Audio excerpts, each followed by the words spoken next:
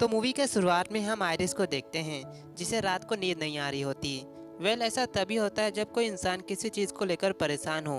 यहाँ उसके पति बेफिक्र होकर गहरी नींद में सो रहे हैं। तब आयरिस चुपके से कार की चाबी और अपने बेटे का खिलौना लेकर घर से बाहर चली जाती है। दरअसल कुछ दिनों पहले हाइकिंग के दौरान इनका बेटा माटो एक पहाड़ से गिरने के कारण उसकी मौत हो गई थी। तब से आयरिस की सारी खुशियाँ खत्म हो गई। उसे ऐसा लगता है कि वो सब गलती इसी की थी, क्योंकि उसने अपने बेटे पे ध्यान नहीं दिया था। वो उसी पहाड़ की चोटी पे खड़ी होती है जहाँ पर उसके बेटे की मौत हुई थी, मानो ये भी अपनी जान देने के लिए तैयार हो।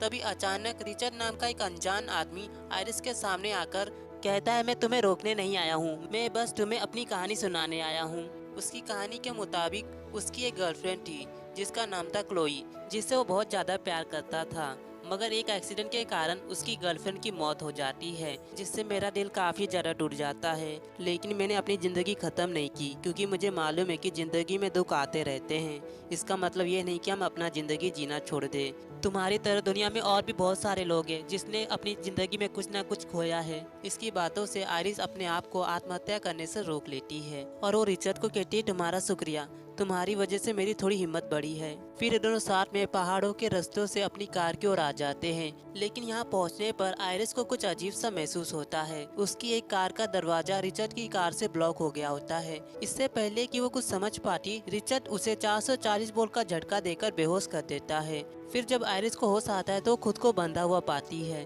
तो आप लोग समझ गए होंगे कि ये बंदा असल में सीरियल किलर है जिसने आयरिस को अगवा कर लिया है। लेकिन आयरिस के जेब में चाकू है। उस चाकू से वो पहले अपने हाथ पैर खोलती है, इसके बाद वो रिचर्ड पे हमला बोल देती है।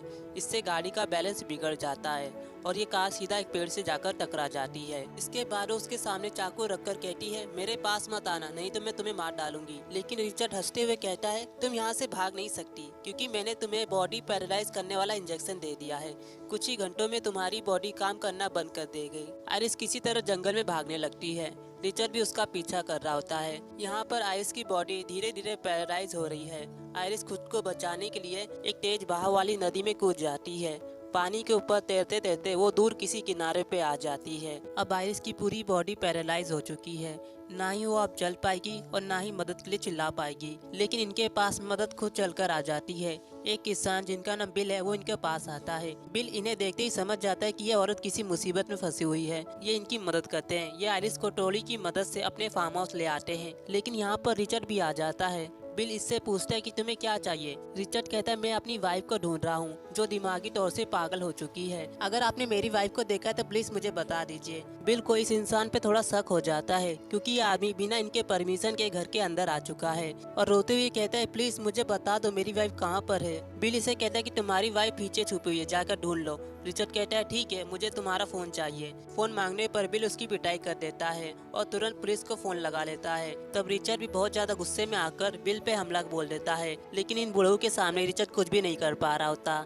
तब रिचर्ड चाकू निकालकर उन्हें मौत के घाट पहुंचा देता है। फिर ये पेट्रोल छिड़क कर बिल की बॉडी और इस पूरे घर को जलाकर बाहर चला जाता है। यहीं पर हम आयरिस को छुपे हुए देखते हैं। लगता है ये भी इस आग में जलने वाली है। लेकिन तभी हम नोटिस करते कि आयरिस की उंगलियां हिलने लग रही है।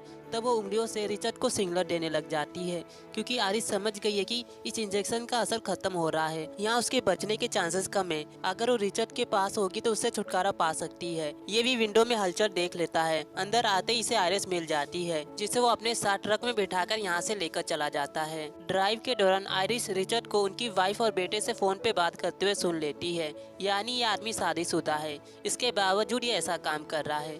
तभी इस कार की पेट्रोल भी खत्म हो जाती है, तो रिचर्ड को ना चाहते हुए पेट्रोल पंप पे पेट्रोल भरवाने आना पड़ता है। आयरिस ट्रक में अकेली होती है और बाहर काफी सारे लोग होते हैं, लेकिन ये चाहकर भी मदद के लिए चिल्ला नहीं सकती। तब एक छोटा बच्चा आयरिस को खिड़की पर से देख रहा होता है। इस बच्चे को देखकर उसे अपनी आयरिस को अपने बेटे की याद आ जाती है। फिर कुछ देर बाद इस बच्चे की माँ आ जाती है। ये जब आयरिस को देखती तो इन्हें कुछ गड़बड़ सा महसूस होता है। इनके जाते ये पुलिस को फोन लगाकर इस ट्रक के बारे में बता देती है। इसके बाद रिचर्ड आयरिस की कार को ठिकाने लगाने आ जाता है, मगर यहाँ पुलिस आ जाती है। ये पुलिस ऑफिसर इससे पूछताछ करता है और आयरिस की तरफ बात करने के लिए आने लगता है, मगर रिचर्ड कहता है कि मेरी वाइफ के पास मत जाओ, उसने काफी ज्यादा पी रखी है। लेकिन आयरिस बहुत धीमी आवाज में ऑफिसर को कहती है, मेरी मदद करो। ये सुनकर ऑफिसर को समझ आ जाता है कि कुछ तो गड़बड़ है। तभी अचानक से रिचर्ड एक भारी चीज से इस ऑफिसर को बुरी तरह से मार डालता है और फिर ये इसकी डेड बॉडी कार में रखकर इस कार को जला देता है, जिससे कोई भी सबूत पीछे ना छूट जाए। लेकिन अब रिचर्ड का दिमाग काफी ज्यादा खराब हो चुका है, क्योंकि इसके हिसाब से चीजें नहीं हो पा रही। इसने पहले ये प्लान बनाया था कि ये आयरिस को अपने कैबिन ले जाएगा, लेकिन अब सब गड़बड़ हो चुका है, तो ये अपना प्लान ही चेंज कर देता है। ये आयरिस को एक सुनसान सी जगह ले आता है ताकि ये इसे मार सके। इनकी वजह से रिचर्ड बुरी तरह से फंस चुका है। तब आयरिस जल्दी से उसकी बॉडी में भी पैरालाइज करने वाला इंजेक्शन खोप देती है, लेकिन उनके पास इतनी ताकत ही नहीं होती कि वो इंजेक्शन इंजेक्ट कर पाए। फिर इसके बाद वो आयरिस को एक नाव में ले आता है ताकि उसे मार कर नदी में फेंक सके, जिससे आयरिस को कोई भी पुलिस नहीं ढूंढ पाएगी। लेकिन यहाँ आयरिस चालाकी से रोने का नाटक करते हुए बोलती है, मेरी पॉकेट में मटो का खिलौना रखा है, प्लीज उसे निकाल दो ताकि मरने से पहले मैं अपने बेटे को याद कर सकूं। जैसे ही रिचर्ड उस खिलौने को निकालने के लिए नीचे झुकता है, आयरिस तुरंत उसी के चाकू से उसी का गला फाड़ के रख देती है। फिर रिचर्ड अपनी गन निकाल लेता है, पर आयरिस नाव को हिलाकर उसे पानी में गिरा देती है। लेकिन यहाँ भी रिचर्ड हार नहीं मानता, वो बोट के ऊपर आने की कोशिश कर रहा है। तब आयरिस उसी के बंदूक से उस पर 2-3 गोलियां चलाकर उसे फिर से पानी में डुबा देती है। फाइनली आयरिस ने अपने आप को बचा लिया, पर एक और मुसीबत आ जाती है। ये नाव डूब रही है, बोट के साथ आयरिस भी डूब जाती है। पर थोड़ी देर बाद आयरिस भी ऊपर आ जाती है। अब उसका हाथ पैर काम करने लगा है, यानी उस इंजेक्शन का असर खत्म हो चुका है। किनारे पर आते ही उसे रिचर्ड बुरी हालत में दिखाई देता है। वो उसके पास आकर मुस्कुराते हुए उसे थैंक यू कहती, क्योंकि रिचर्ड के ही कारण आयरिस ने अपनी जीने की इच्छा फिर से पाई है। फिर आयरिस इसे यहीं पर तड़पता हुआ छोड़कर चली जाती है।